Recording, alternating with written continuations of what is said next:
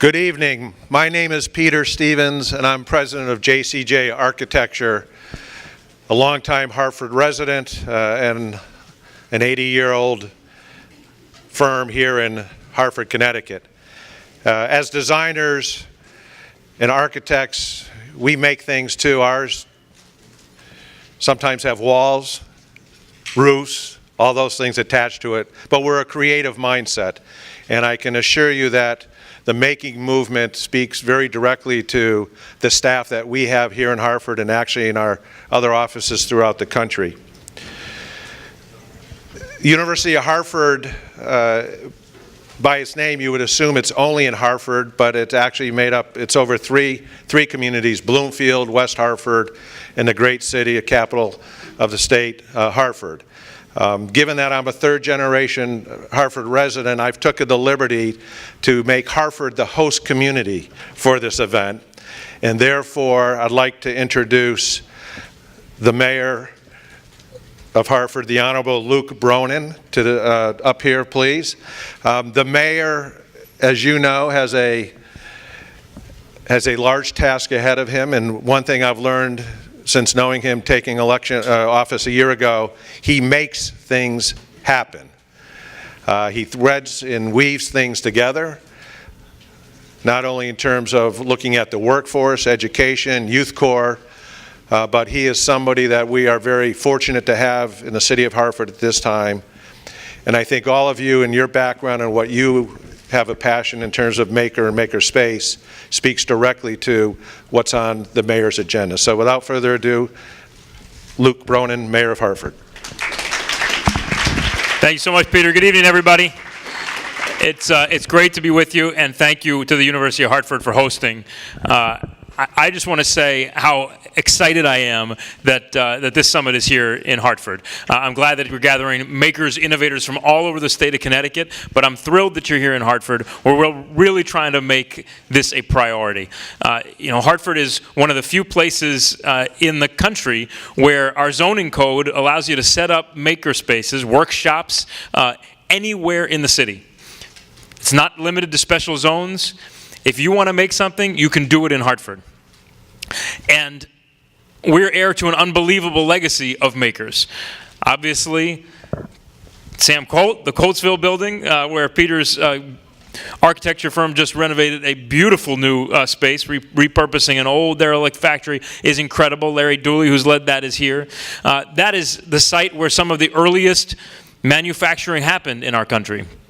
We're also a region where we're today leading the world in aerospace manufacturing in the region beyond Hartford. Not everybody remembers that, I'm sure you do, but we are truly a global center of high quality precision manufacturing. And we're also a place where more and more entrepreneurs, innovators, individuals, families, groups are coming together to innovate, to create, to start businesses that are growing and thriving. Businesses like the Hartford Denim Company, Brothers Crisp, makers who are not just making products that are amazingly successful, but they're helping to build the community as they do it. And so all of that makes me so excited to announce today that thanks to the incredibly hard and dedicated work of Deborah and Brian, in January, the groundbreaking for Makerspace Connecticut, Makerspace CT, will begin at the Colt Building. New phase, new part of the Colt Building in the East Armory, and they're going to break ground in January, look to be open in the spring. It's going to be 15,000 square feet of a makerspace with all the tools that many of you know how to use and I would have no idea what to do with, but all of the tools that will allow anybody in the city of Hartford to go make their dreams, their visions come true. And they did this with their own hard work through the generosity of the Rutledge Family Foundation, who gave $1.3 million to that effort to kick it off. So that, to me, is the perfect example of what we want to see, of what we embrace in the state of Connecticut and specifically here in Hartford. And I'm so grateful to you, Deborah and Brian, for your unbelievable tenacity and persistence and vision in making this happen. So we look forward to all of you coming and checking it out when it's ready. And in the meantime, any of you, whether you live in Hartford right now or you don't, think of Hartford as a place where we are looking for every innovator, every maker, every entrepreneur to come and set up anywhere in this city and help make things happen. So thank you so much. Thank you to everybody for being here tonight. And to Deborah and Brian, again, congratulations. Thank you. Let's go Makerspace CT. Have a great night, everybody. Thank you very much. Mayor of Hartford, Luke Bronin, everyone. Larry Dooley is the developer of Colt Gateway, correct? Is that the proper title? That is the proper. And he has a few words to say about the Coltsville project. Hello, it's nice to see everybody here. This wonderful artist needs to do a dome, that's all I'm saying. Nice blue dome would be. It's coming right up, right? You're doing a dome? Awesome, I'm so, yay for the dome! It is fantastic to have Makerspace coming to Colt. They belong there. Oh, sorry about that. They belong at Colt. It was part of Precision Valley, Connecticut River Valley. This was the place where things happened back in the 1800s when Sam Colt started this factory. Elizabeth Colt rebuilt it after the Civil War. She ran it most of the time. It's an amazing story. It's an amazing place. Henry Ford actually apprenticed there. Pratt and Whitney apprenticed there. Mark Twain walked through the East Armory where we're talking about having Makerspace and made all kinds of comments about the pulleys and, well, that picture's gone, but the pulleys and the pistons in there and the intellect that it took to do that. And yes, and he equated that to a forest. And he said, if only the U.S. Senate had that kind of intellect that it took to build this, we would be a better country. So we want to bring that intellect back to Colt Gateway. We are a great project right now, 129 residential apartments.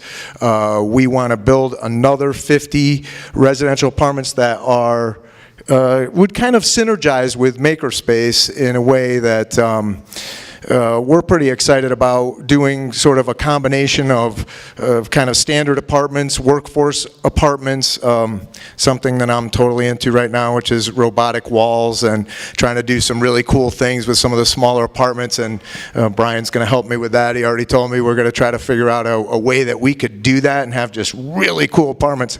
Now I'm thinking of people living there and working there. JCJ made a huge commitment there. We have Insurity there with 400 employees doing software for insurance companies, and you know their pay scale's pretty high. The demographic of our tenants are just a bunch of wonderful young people. The Makerspace people will be perfect demographic. So just so you know, we don't have any apartments available right at the moment, but soon there will be 50, as I said, coming up. So if anybody's looking, but it's just been fabulous being the developer of this project. It's been an absolute privilege. I just consider myself a steward of this wonderful place.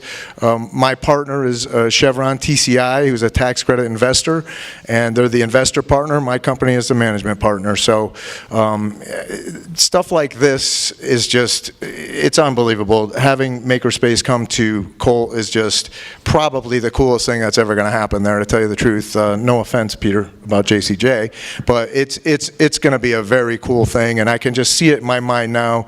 I know Brian and Deborah can see it, and that's why it's happening, because they're visualizing it before it's even happening, and that's what it's all about. And I make stuff with bricks and mortar and wood, but you guys are where it's at. You're the future. The Makerspace movement, that's the future. It's just where it's moving to. I want my kids, I have 3 kids, I'd like them all to learn how to use their hands like I did. I was a carpenter for many years and worked my way up through the ranks in construction, but I would love to see them learn how to use their minds and their hands together and actually make things and see people making things.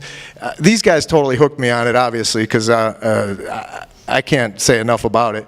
But I think I'm done speaking now. It was nice addressing all of you. Thank you for listening. And Deborah, Brian, somebody, Anybody help me out?